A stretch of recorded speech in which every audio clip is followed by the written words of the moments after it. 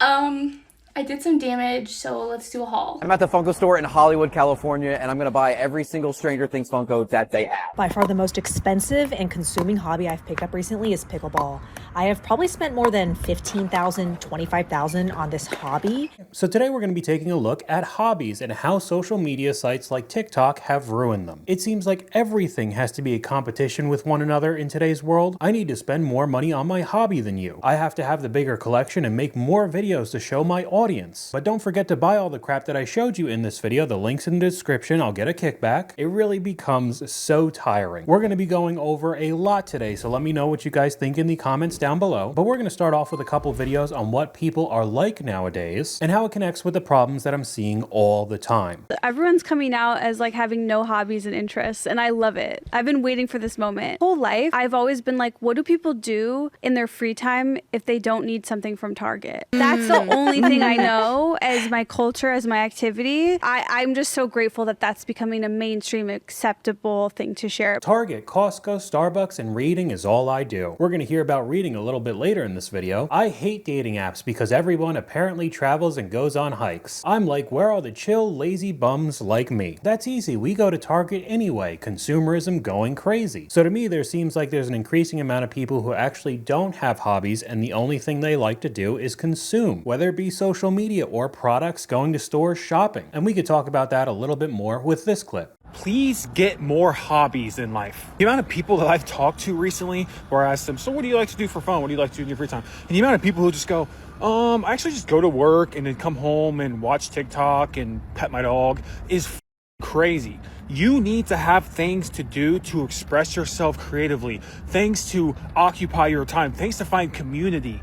That's called a hobby. So many people's whole identity is rooted in their job or their relationship, and then they wonder why they feel so disconnected in life. While I do agree with what he's saying, it seems like a lot of people take that way too far. Because from these two clips, we have people that have absolutely no hobbies other than to buy crap, go out shopping, get products they don't need, rinse and repeat, and when they do get back home, they start scrolling on social media. They end up figuring out for themselves that they don't do anything for fun, so they start searching up hobbies on social media and TikTok. And then you start getting into the whole part of the internet that we're going to take a look at today. Let's just start off with book talk. I did some damage, so let's do a haul. I have not done a book haul since I started working at the bookstore that I'm currently working at. And clearly working at a bookstore has done nothing for my book buying problem. So I thought since it's been a while, I would go ahead and show you everything that I have collected since working there. This is my biggest book haul yet, and we're gonna do a speed run through them. A Merry Little Midkit, Night Weaver, The Prison Healer, because you guys recommended this to me and I always listen to you. Okay, so we're cutting it off there, but I have a few things to say. A good portion of book talk content is just showing the massive amount of books these people are purchasing. Like I said before, everybody's got to ante up each other, have a bigger collection, bigger book hauls more consistently, so much so that if you heard in the last clip, she ended up buying a book just because it was recommended by one of her viewers. And then when you start going through more and more of these creators, it seems like a good amount of the purchases, they don't even have any interest on the premise of the book at all. They just see other people talking about it online, which is just a very odd concept to me, but we could keep going with this topic. These are all the books I've gotten since my last birthday book haul, which was at the end of September.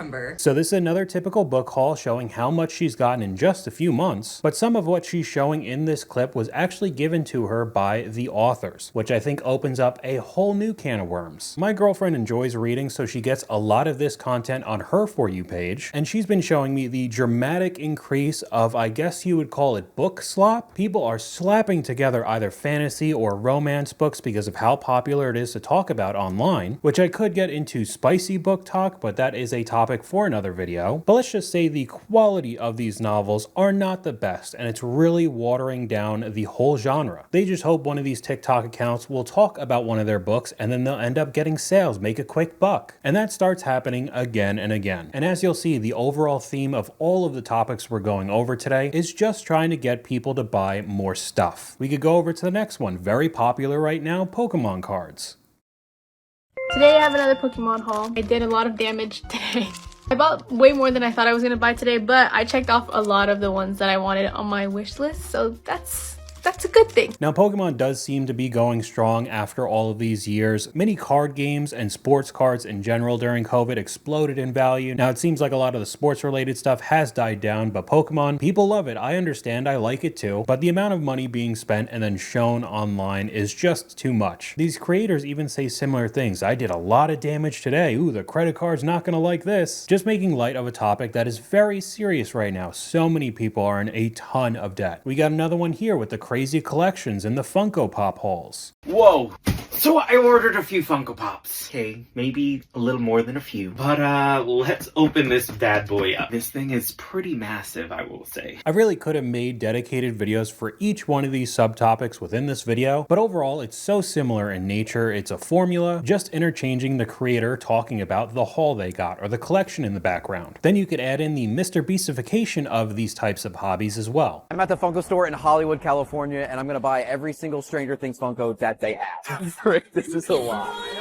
It is a lot. They don't got price tags on them. There's no way we can carry all. Ollie, Mike, Nancy. So this is the Wheeler family. Am I not a fan? I don't even remember when she wears the bandana. What is this, during COVID? Oh, and it's upside down. Do you get it? Because it's because of show. So it honestly sounds like he's not even a fan of Stranger Things. He's just doing this because it's very popular right now, right? Season 5 came out. I'm gonna take one out of the Mr. Beast handbook and I'm gonna buy every single Funko Pop in this store. I feel like these types of videos do more harm than good for these hobbies because yeah, it garners a bunch of attention and views, but then anybody who's interested in collecting Funko Pops thinks that they need to do this as well. Let me just start swiping the credit card, maxing it out, and then showing everybody, trying to monetize it like so many others do. I feel like in the age of social media, and also, you know, this is just a bit of the American way, is like you can monetize anything, right? I noticed myself even kind of having this mentality. A friend was telling me, oh yeah, I'm knitting now. And somehow the discussion went to, and I was like, you gotta sell it, girl. Etsy. Make an Etsy shop. Yeah. You gotta, and she said to me, which, you know, it was a couple summers ago, but it's always stuck with me, is like,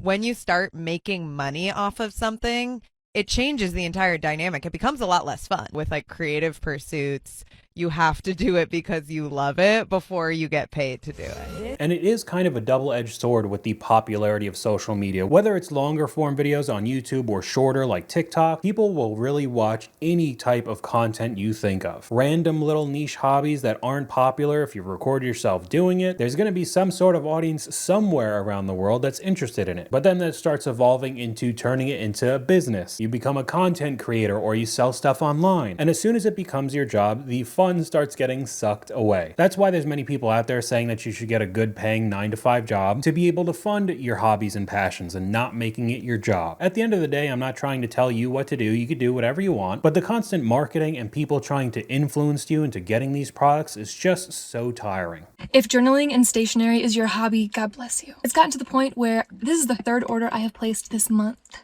on jetpens.com, just for pens, papers, notebooks, stickers, and you may think, how expensive can that be? Across those 3 orders, including this one, I have probably spent upwards of $450. We have yet another haul on jet pens, and so you know what that means. We are about to do a swatch party. I can't stop spending money on pens. It's a disease. I don't know what to tell you. I'm not upset about it, and I have no intention to stop. If you love stationery, you probably should swipe away because all I do on this channel is show you more things that you probably will be influenced to purchase for your own journaling and hobby needs. It's good for me, but not so good for you.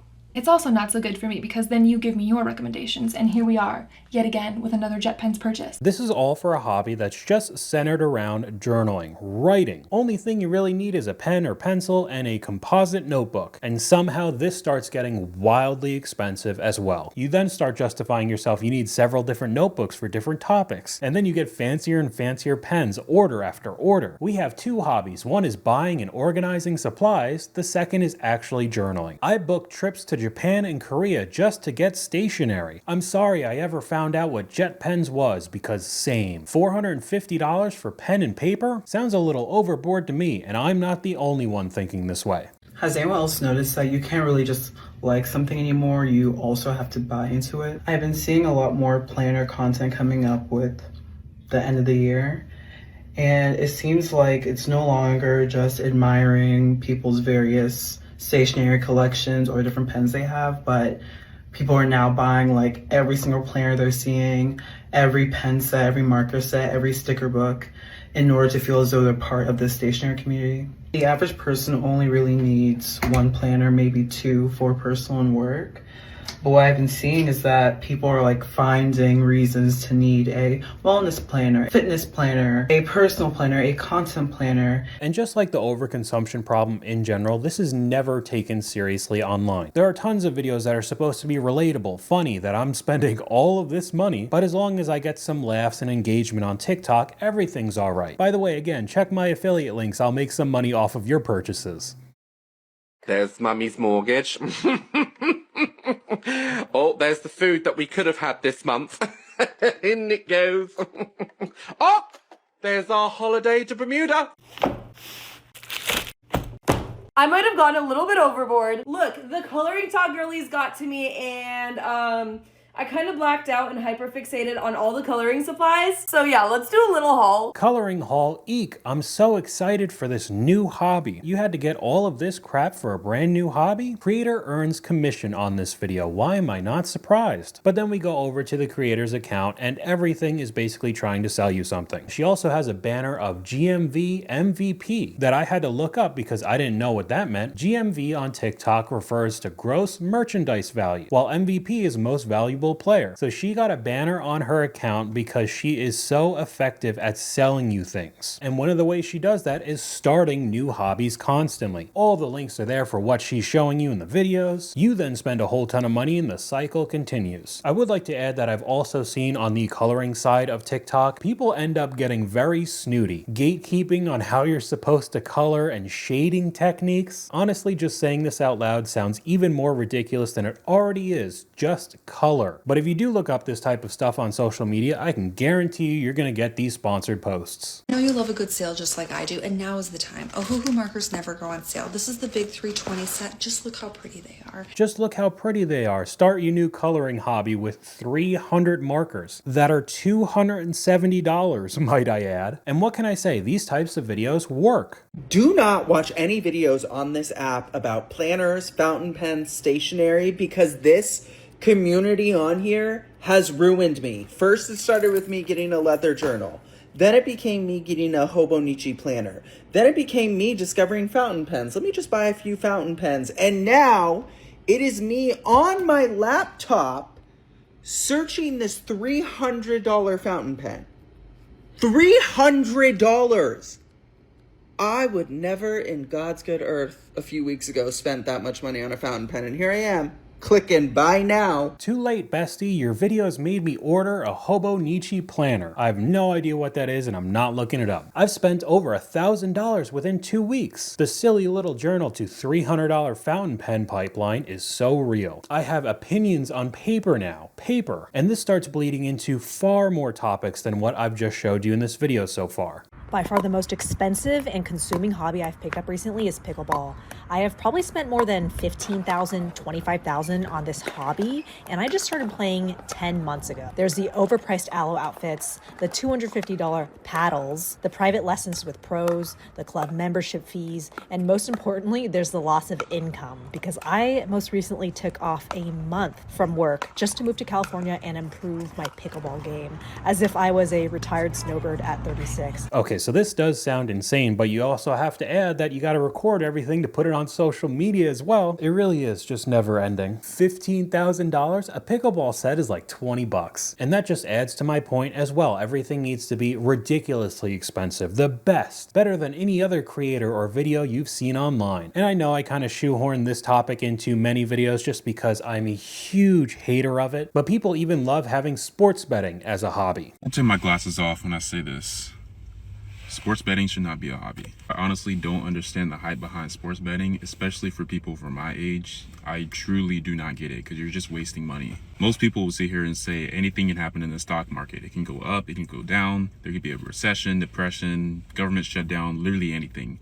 But nobody says the same thing about sports betting and sports in general. People who sports bet seem to be so confident that their parlays are going to hit, or this bet is going to hit, or I'm going to get like a 5 out of 5 success rate or whatever. Really anything can happen. And I know from experience. I did sports betting only once and I never did it again because I had 3 hits at the time. I got the first 2. The last one didn't come because a player was not out on the court and I lost all my money. I've done it and lost over $1,000 in a month. I need more pep talks like this. I just had to quit cold turkey. It was ruining my life. It's ruining so many people's lives. Vegas always wins, and the creator replies, exactly, gambling firms wouldn't be in the business if they hadn't been making money off of the gamblers. But it's cool to have it as a hobby, especially with the guys. Then you could go online and see that this guy made hundreds of thousands of dollars. He got a nice sports car. Shockingly, he also has a course and a mentorship where you could buy his picks, and that's how he's actually making money, not from the gambling. And I could go over many other subtopics as well. The fitness industry and working out. Everybody's got to be younger and look bigger than anybody else who came before them. So much so that kids, literally children, are taking steroids just so they could look massive on their YouTube or TikTok videos. And then they turn around and lie to their audience saying that they're 100% natural. Yeah, okay man, we could talk about the car community or car talk. If you don't have the newest, fastest, highest trim level car, then why'd you get it in the first place? Go put a twin turbo kit on it. It better have at least 1,000 horsepower. Same thing with video games in general. Your PC setup has to be insanely expensive. The list goes on, and honestly makes these things not fun anymore. So that's all I got for you guys today. Let me know what you guys think in the comments down below. YouTube thinks you'll like this video popping up on screen right now, but hopefully you guys enjoyed this video. If you did, please leave a like, and I'll talk to you guys later.